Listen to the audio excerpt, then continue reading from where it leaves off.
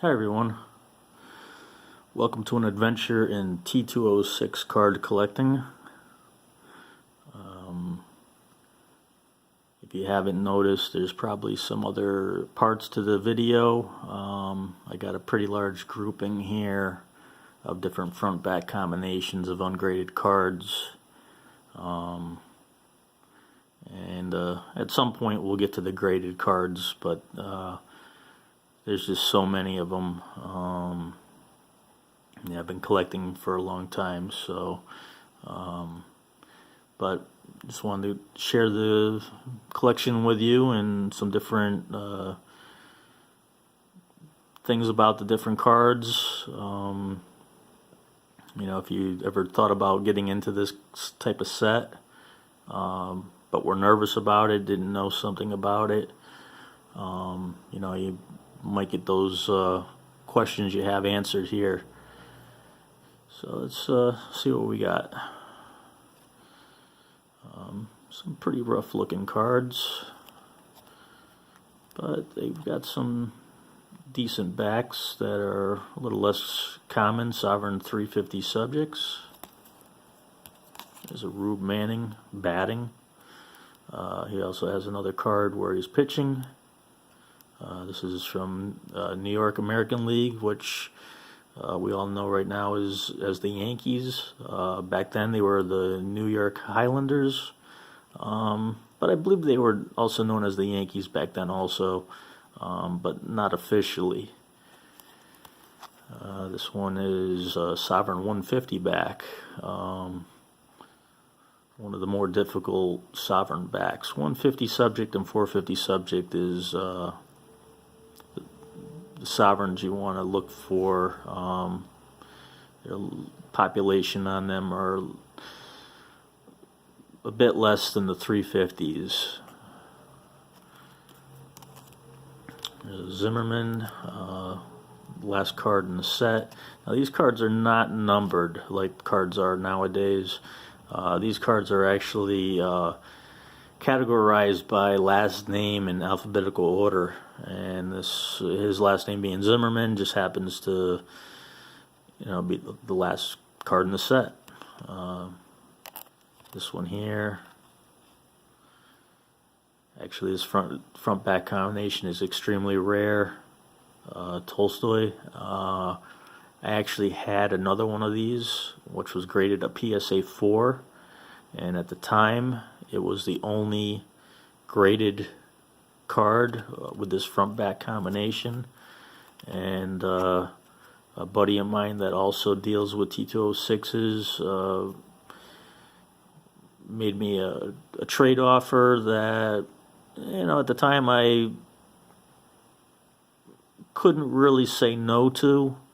And after the trade was done, I had a little bit of regret, only because, you know, I just traded away a card to my set that I may never be able to replace, you know, just because that was the only known card.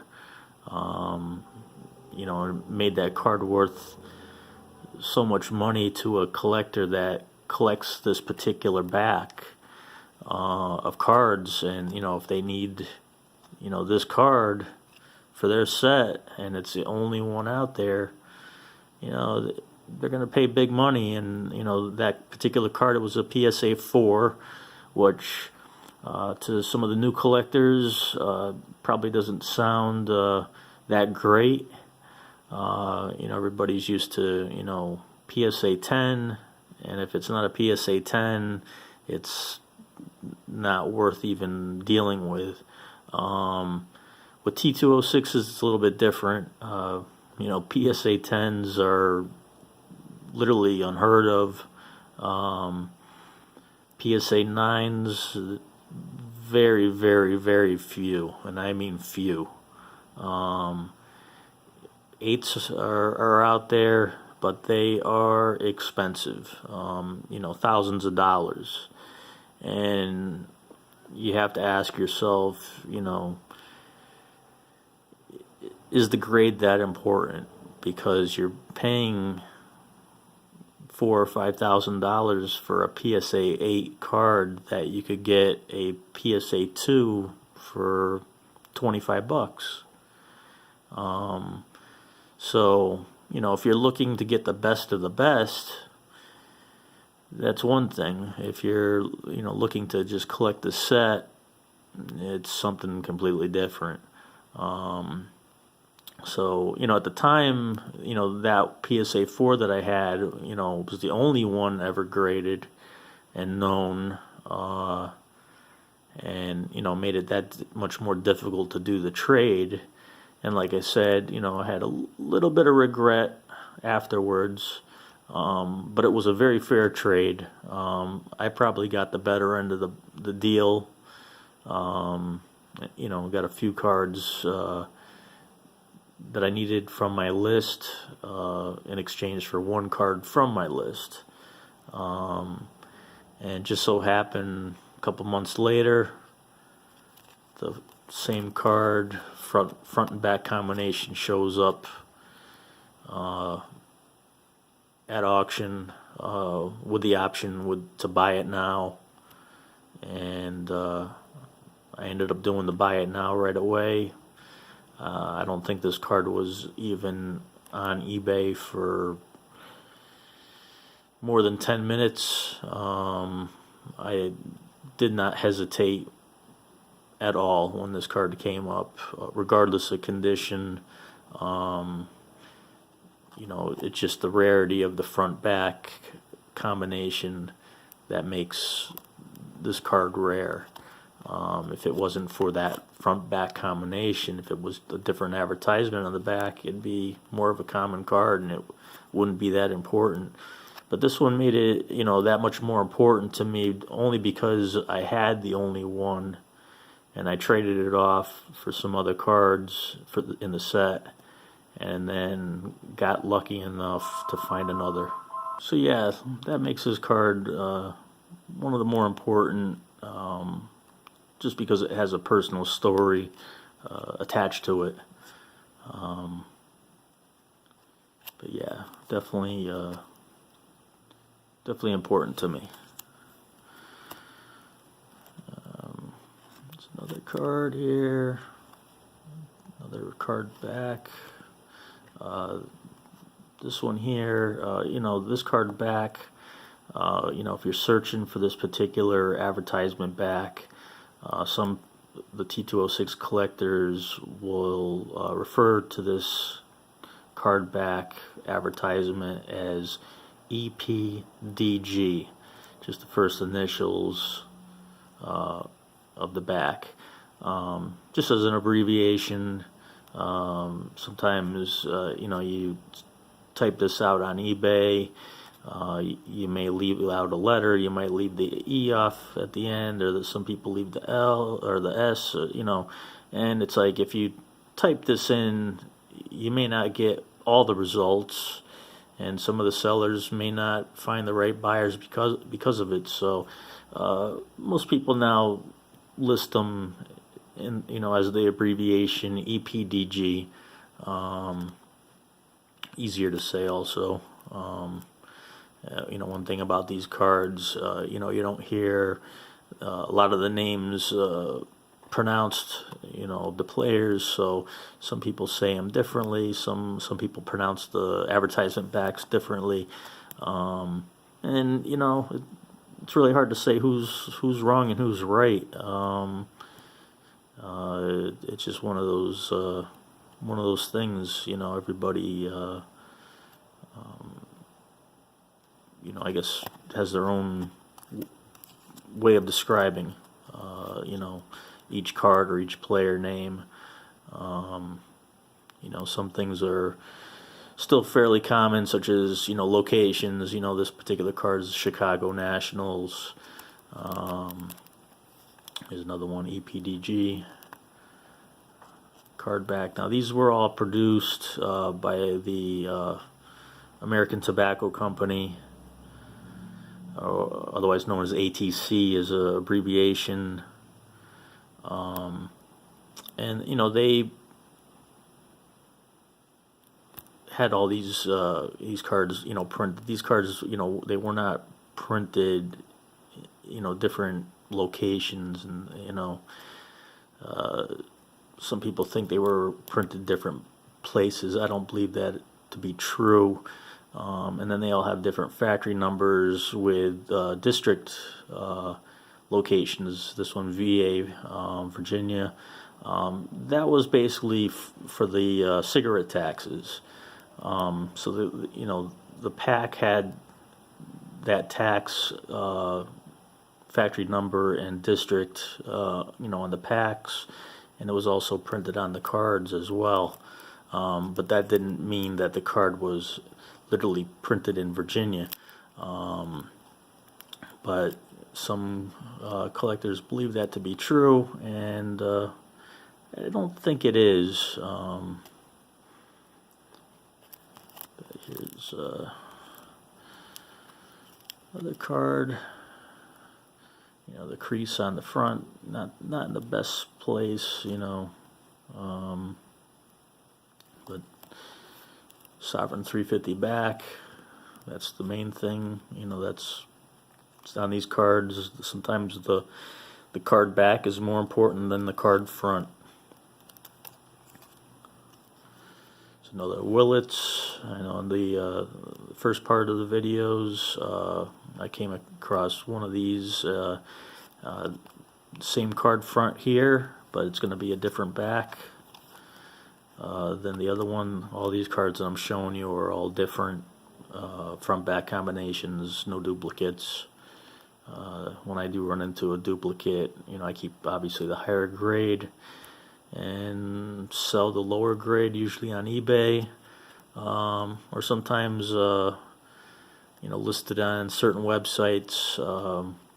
A good vintage website is net54baseball.com, and they do have a section in there where you can sell vintage cards, and works out pretty well because you have the main collectors there.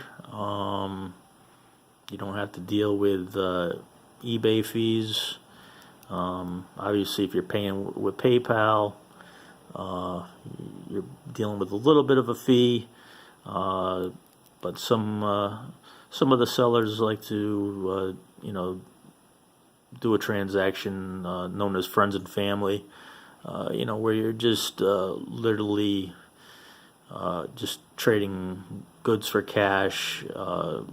PayPal doesn't get a cut because as far as they're concerned, it's just a you're just sending money to a friend. You're not literally buying something, so they're not taking a cut of the money or the profits, however you want to call it. That was a Sovereign 150 back. Let's see, another Cincinnati card. Some of these Cincinnati cards, like I've mentioned in the past, can be missing red ink. I'm not truly a big fan of the missing ink cards. They're extremely difficult to authenticate, and even if they are authenticated, sometimes they're still questionable.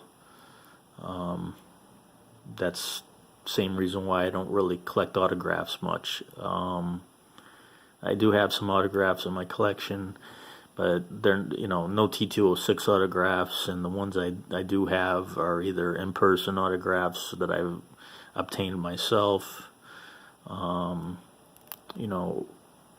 I only paid $1 or $2 for, and if it's not real, it's not a big loss. And this has always been an interesting card. The uniforms and the clothing that they wore, how different they are from uniforms that are worn today. This here, to me, I look at this almost as a sweater. I don't think it's a sweater, but just the way the buttons are and the color combination, this card has always weirded me out a little bit because it just has that look like a sweater. You know, it even has the little bit of like a texture look to the material, like it would be a sweater type material. But then again, that just might be me. This here is a Sovereign 460 back. And the 460 subjects are better known to be produced in the 1911 year of the series. You know, these cards were made from 1909 to 1911. Technically, we refer to 150 subject backs as being 1909 cards, 350 subject backs being 1910s, and the 460 subject backs as being 1911s. There are a couple websites out there that get more detailed into the actual breakdown of the dates of, you know, when different subjects were released. You know, that will be another video where I talk about the different websites that you can visit. You know, I would mention them right now, but offhand I don't know the exact spellings of them, so I definitely would rather get them on the screen for you, or be able to spell them out for you. There's a polar bear back. Some of these polar bear backs are, you know, they have the outer border either missing or flaked away, and some people actually pay a few extra bucks for them. I don't think it really makes it worth any more money. You know, it's either just not printed well, or a dirty printing plate. You know, it's hard to say, but me personally, I don't think it adds any value to the card.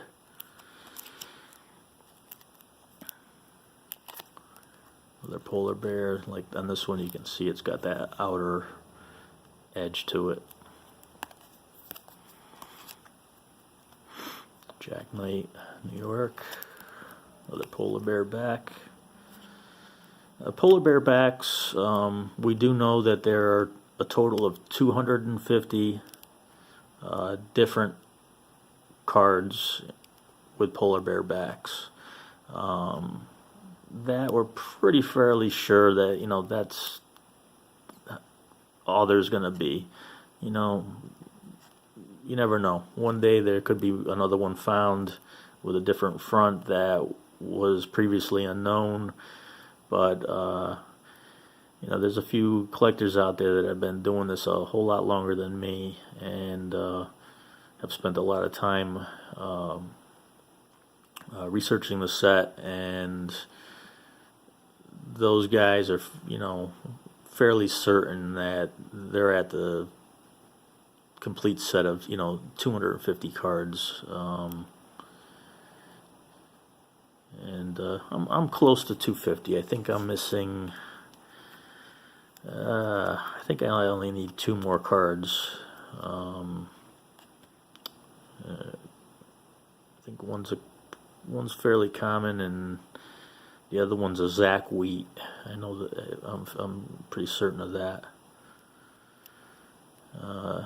Here's a card here. You can see that there was some writing on there, still a little bit, and somebody, you know, tried to erase it and erased away a little bit of the color. But I still bought this card because it's probably got a less common back, and actually not completely,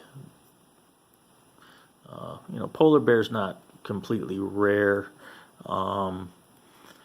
It's definitely a little more difficult than a Piedmont back. You know, this is actually a fun back to collect because it's, you know, there can be some difficulty finding all the cards. You know, it may take you a while, and like I said, the hunt and the chase is where most of the fun is in these cards.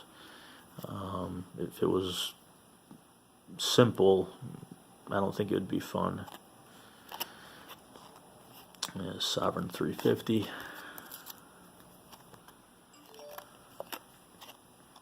There's a Sovereign 150 back. So, as I've mentioned in other videos, I'm my T206 front back collector. So, I collect all the combinations of the same front with different backs.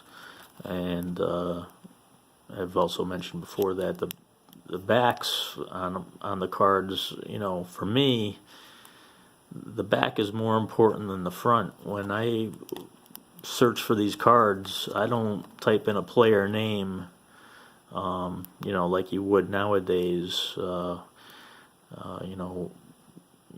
type in one of the newest rookies. You type it in the search, and you look at all the results. With these cards, I tend to type in the advertisement back and do my search that way. And then, I look at the card front as a secondary, kind of narrows down everything, because there are a lot of these cards always listed on eBay. So to constantly look at all of them, it's like a full-time job. I used to do it, and if you do that, you will come across some great deals. But it takes a lot of time out of your schedule. I don't do it as often. I've probably passed, on some pretty decent cards because I don't follow them as much as I used to. And, that might change. I might start following them again at some point. Another polar bear back. Like I said, you'll see a lot of these polar bear backs in my collection because, like I said, I have nearly the complete 250 card set of polar bears. I don't know the ratio of graded to ungraded. For the polar bear back, but overall, my collection probably consists of 20% ungraded, 80% graded, and the grading company is mostly PSA, SGC, maybe about 20 Beckett, and then a couple odds and ends that are literally cards that would have to get cracked out of their cases and resubmitted to either PSA or SGC. I'll be making a video of the different grading companies in comparison, to having T206s graded, with the different companies, and advantages, disadvantages, people's likes and dislikes. Me personally, I'm a PSA guy, always have been. A lot of T206 collectors prefer SGC, and honestly, they prefer SGC only because the insert that they use in the case is black, and these cards have a white border, so the cards just stand out better, and that's really the only reason. And I guess, to a point it makes sense, but it's not enough of a reason for me. Me personally, I like the PSA a little bit better, just because I've always been more comfortable with them, and I also enjoy their population reports a little more than SGC's, and their set registry is so much easier, in my opinion, to navigate than SGC.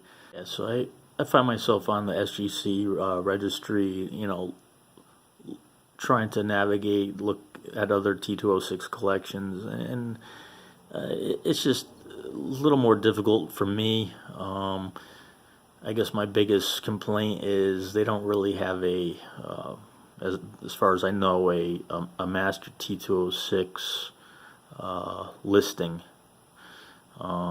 PSA has one, but still needs a lot of work.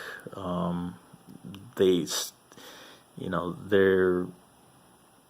they just started grading, taking into consideration factory numbers and subject numbers, but they're not taking those that information into consideration in their master T206 set. They're still just counting one advertisement back as just that one back, and that's it. And they've told me that they're in the process of doing an upgrade, but that was well over a year ago. And I've also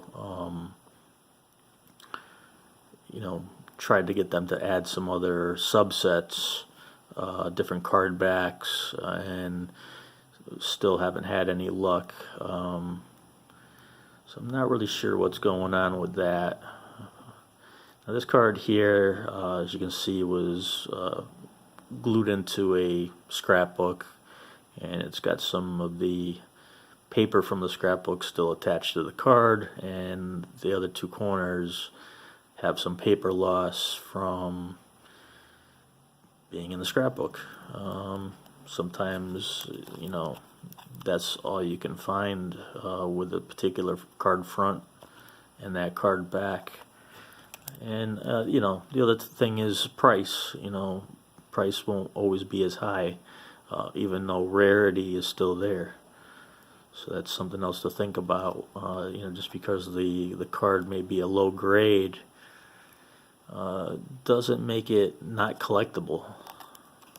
Because the right combination of card back and card front, can make all the difference in the world. This is Sovereign 460 subjects. 460 subjects subset. I don't have numbers in front of me, and I should. I believe the Sovereign 460 subject subset consists of 52 cards, I believe. I may be wrong, but I think it was 52. I'm not 100% certain now. The more I think about it, the more I want to say I'm wrong. What I do know about the Sovereign 460s is I'm down to needing 2 cards for that particular subset. There are a few cards in the 460 subject sovereigns that are more difficult. Those cards are known as why am I drawing a blank? They're basically like the final print group, or they call them super prints. That's what I'm trying to think of. These super print cards, they were literally, they were printed across all different card back advertisements. So these 6 different cards, if you were to collect one of those card fronts and you try to get every different card back, you would have a nice run of cards, of the same card, just different advertisements. And it just so happens that those super prints for the Sovereign 460 happen to be rare. The hardest ones to get in this particular subject. But the same exact cards in the 350 subject are easier. So, it's such an interesting set, because one thing that makes the card rare doesn't always make the card rare, and in other cases it does. So this is definitely a set where there's a lot to learn. It does take a little bit of time, but it's not something you should fear. If this is a set that you've thought about getting into, I say, better off doing it sooner than later, because, these are the types of sets and collections that are usually built and, passed on. They don't, there are collectors and dealers out there that are, in it for, the quick flip, make a few bucks, move on to the next one, which, there's nothing wrong with that.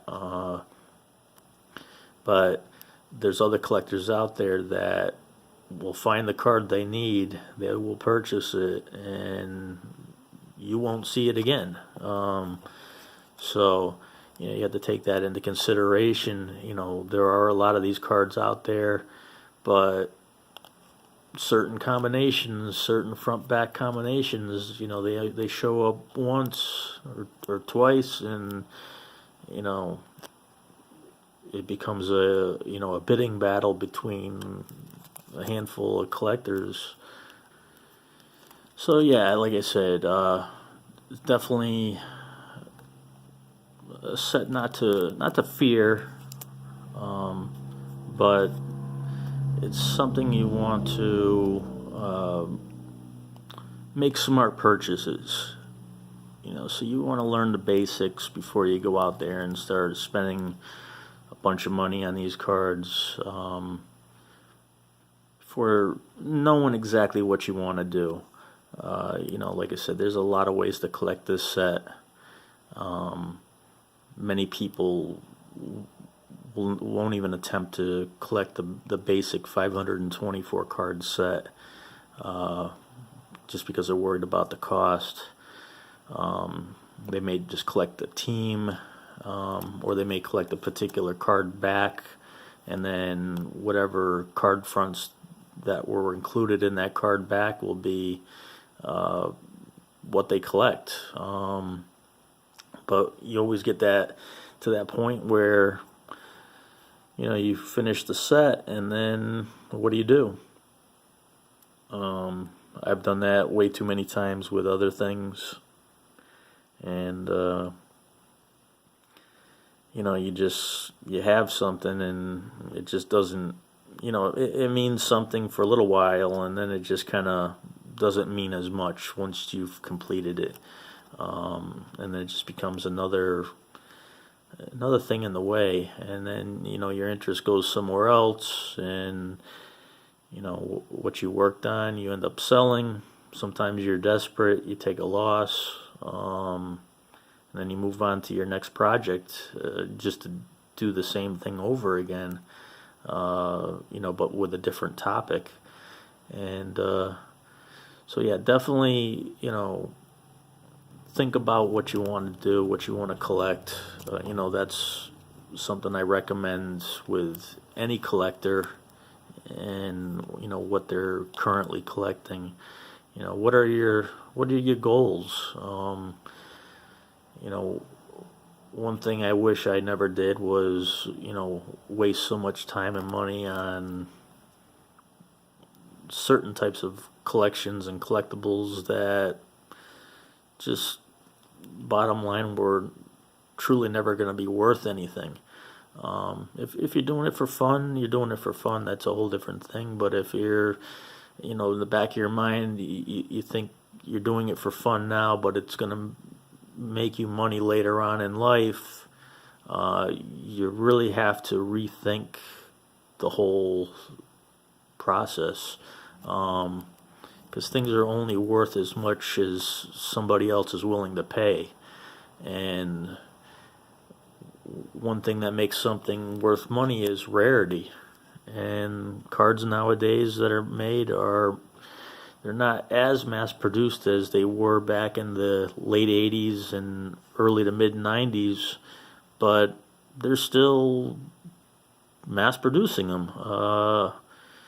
And because they're mass producing them, the only way they can get people interested in them is they have to put inserts, such as autograph cards or relic cards, serial numbered cards, different color combinations, all types of gimmicks, in order for you to buy those cards. And when it comes right down to it, when you buy the cards, that's all you're looking for. You're not really caring too much about the base cards in the set. And then at the end of the day, you end up with a box of common cards that nobody wants, or if somebody wants them, they're not willing to give you a whole lot.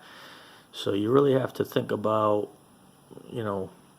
what your goals are. If you're doing it for the fun of it, then have fun. I did a lot of things in back in the day that were a lot of fun, a lot of money, but I wouldn't change it, just because I had a fun time. It was a fun time in my life, even though I wasted a lot of money. So you definitely have to have fun in life, but not too much fun, But like I said, when it comes to collecting, it's better to set some goals. Maybe sometimes people want to set a goal that they can complete.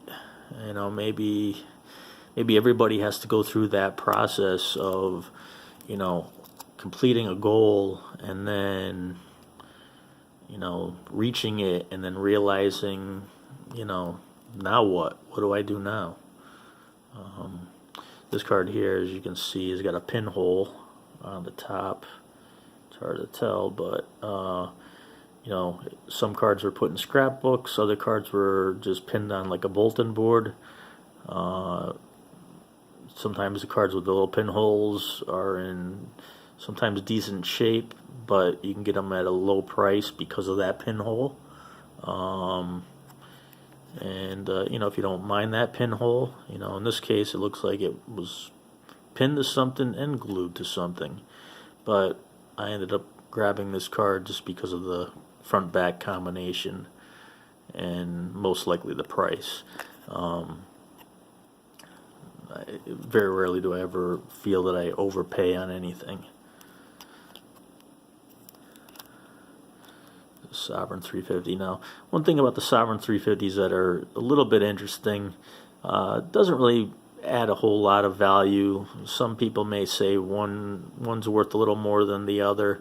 Sovereign 350s were printed with two different colors of ink. One is called an apple green, which is what this one is. It's a lighter green. And then there's the dark green, or the forest green, as some people would call it.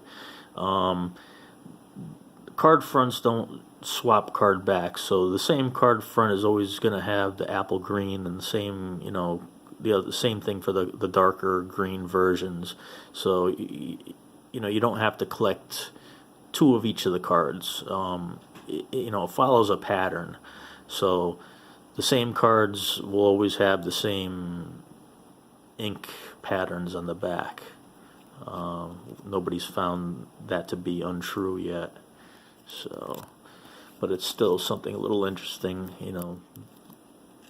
Somewhere along the line they changed the color of the ink, or they had a different supplier, or they just had a different guy in the printing press. Who knows? It was well over 100 years ago, and not a lot of records were kept as far as what was being printed, how they were being printed, who was doing it. A lot of unknowns, which makes this set that much more fun to collect. Nowadays, before a set comes out, right now we're about a week away from the 2019 Topps Series 1 release, and people already have checklists and different variations of what to look for and what autographs are going to be inserted in the packs. And everybody already knows what to expect, and yet, it's still going to be such a popular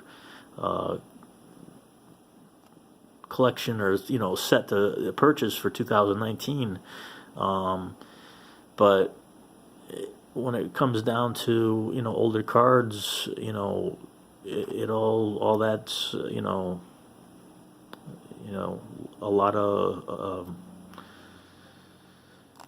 lot of time has to be spent, just investigating different things, finding different patterns. There's just a lot of unknown about the set still, and again, that's what makes it fun to collect. There are checklists for this set, but it's the checklist is just never seems to be complete. Besides the 524 card set, when you start factoring in the backs, there's just the list goes on, and new additions are made occasionally, and sometimes cards are taken off the list because they haven't been 100% verified. So it's just, to me, that's what makes it fun, just the unknown to the set. Now, there's a lot of other vintage sets out there that are fall in the same category as a lot of unknowns, but they either don't have as many cards in their set, or it's just not as popular of a set. They may not have had like the the number one card in the baseball hobby, Hannes Wagner, as part of the set. The set may not have included 4 different Ty Cobb variations, such as this set does.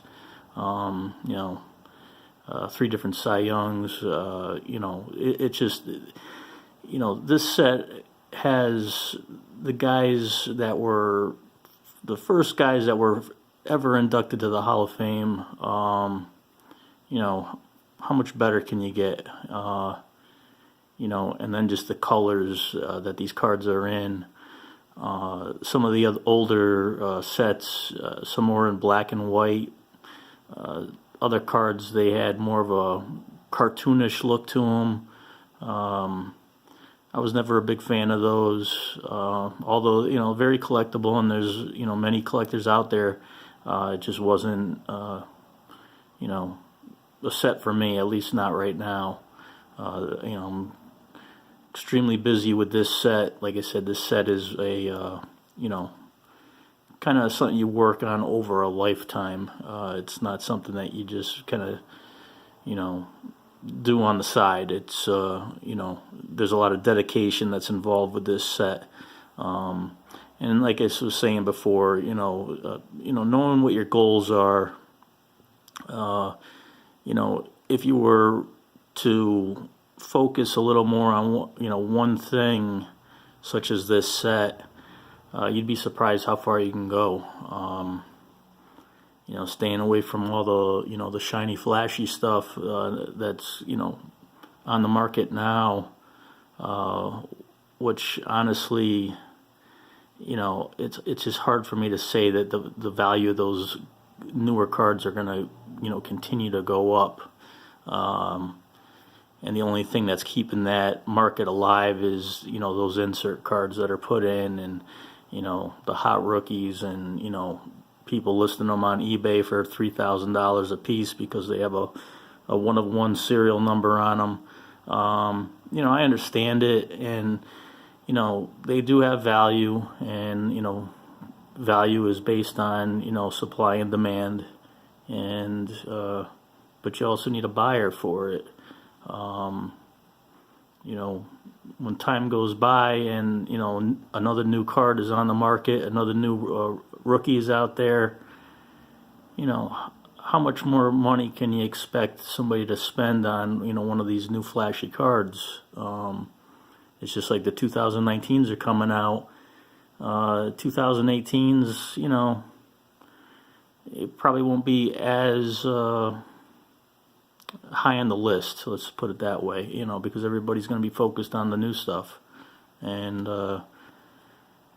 that's just something that never gets old with this set. This set just grows in popularity each year. New and new collectors, many new collectors just keep at joining the group and just adding to their set, and it's like you don't really get bored collecting this set. It's a long-term project, and there's just so many different ways of collecting it. And doesn't really matter if you what your budget is. You could start collecting this set. Honestly, putting $10 a week aside, and picking up 1 or 2 cards a month. Over time, you're going to accumulate a nice set that not too many people can say they have.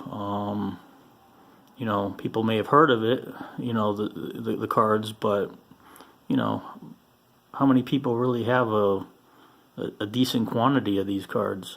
Not too many. So, and like I said, if you don't care about the advertising backs in the back, and you're not too concerned about condition, because honestly, these cards, when they're in like near mint condition, or say a PSA 8, honestly, they either, just because they look too perfect, they almost look fake, or they almost look like they were trimmed. And some of them may have been trimmed, and were able to sneak by the third-party graders. But with these cards, even in the worst of condition, such as this one, which would probably come back as a PSA 1, because this is what a lot of the PSA 1s look like, it's still, when you have it in your hands, it's just something, it's hard to explain. It's not like holding an old Topps card from the 70s or 80s that's creased and got, fuzzy corners. And you're just, your only thought is, if this was only in better condition. With these cards, whether it's in bad condition or good condition, it's still a special card. And that's very unique when it comes to, collecting anything where, condition, doesn't harm the beauty of a product, such as this. Something that as bad as this card is in condition is, to me, looks better than if it was in a PSA 10 holder. A PSA 10 holder, of this same card would just look like a reprint to me. And then when you factor in the scarcer back advertisement, it just just makes it that much better. This card here, it's missing a big chunk in the corner, and the other corner's a little worn out, a lot of creases, but still, it's just it's completely different than, like I said, 60s, 70s, early 80s cards that are in similar condition. A lot of people will just throw those out, or just try to get rid of them because they just don't want them in their collection because they don't fit based on that condition. This set is just completely different. Condition, honestly, as far as I'm concerned, doesn't really play a role. You can collect in certain grades, or you might want to have buy cards that are just perfectly centered and no creases. And when you get the set together side by side, it's going to look incredible, but it's going to come at a cost. So it's something to think about. I always recommend people to just, if you can, pick one of these cards up, your first one, if possible, get it graded either PSA or SGC or Beckett even. And after you get it, as long as you spent like $30 on it or something like that, crack it out of the case. You know, feel the card, get used to, you know, what it feels like, what it looks like, you know, the texture of it. You know, look at the gloss on it, because there's not a lot of gloss on these cards. There's very, very, very little, if any. And those are things that you're gonna, you know, want to do to, you know, get used to buying these cards raw and be able to, you know, spot counterfeits out there, reprints, because there are a lot. But when you get used to what these cards are supposed to look like, you'd be surprised how much of an expert you can become. You know, something just as simple as the, you know, the name and the, you know, the location of the team.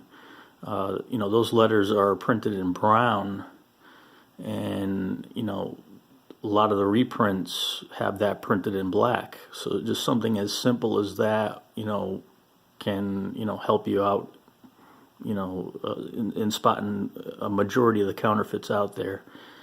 And, you know, like everything else, if it looks too good to be true, it probably is. So if you see somebody selling a Honus Wagner for $100, yeah, it's probably not the real deal. You know, they probably spent $100 worth of time trying to make it look old, but it's not worth your $100. So just keep that in mind. And another one, and the last one we'll do for this video, since we're getting up there in time. And 3 in a row, not too bad. So that's what I got to show you for today. You know, this is you know, the second video in this series that we're doing. I'm gonna try to make it 8-part series, because I got quite a bit of these ungraded cards, and then at some point after that, you know, we'll get into some of the graded cards, and, you know, different ways of collecting the collection. Like I said, there's a whole bunch of ways. You'd be surprised, you know, and it will just open up so many new ideas if you're just thinking about starting this, you know, this collection. So thank you for spending time with me, and if you like this video, you know, like the video, subscribe to the channel, and, you know, I appreciate all you guys out there. All right, thanks for watching.